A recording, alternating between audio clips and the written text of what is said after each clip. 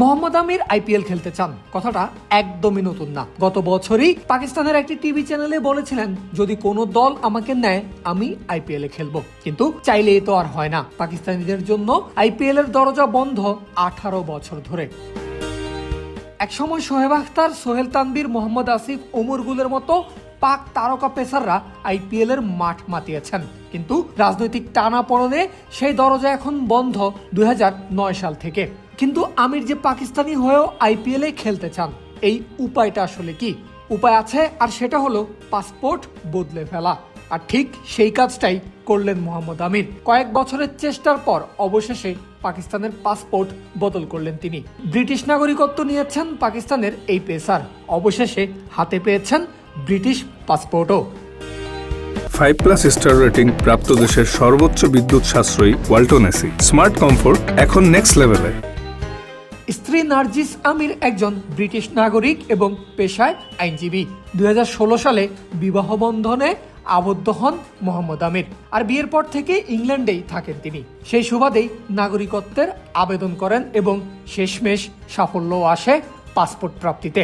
British passport পাওয়ার বিষয়টি নিশ্চিত করেছেন মোহাম্মদ আমির নিজেই। আমিরের জন্য নতুন একটা জার্নি শুরু হলো আজ থেকে। আনুষ্ঠানিকভাবে সে ব্রিটিশ নাগরিক এবং পাসপোর্ট হাতে পেয়েছে, এমন একটা ইনস্টাগ্রাম স্টোরি নিজের প্রোফাইলে পুনরায় শেয়ার করে বিষয়টি নিশ্চিত করেছেন পাকিস্তানে জন্ম নেওয়া এই পেসার।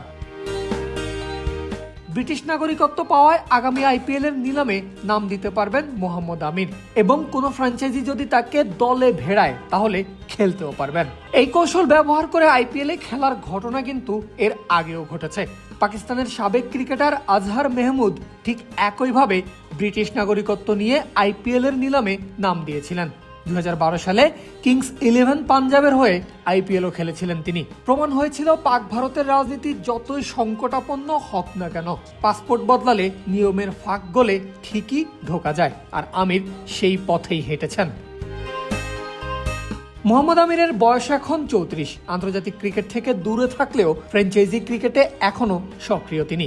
বাহাতি এই পেসারের সুইং আর অভিজ্ঞতা যে কোনো দলের জন্যই লোভনীয় হতে পারে।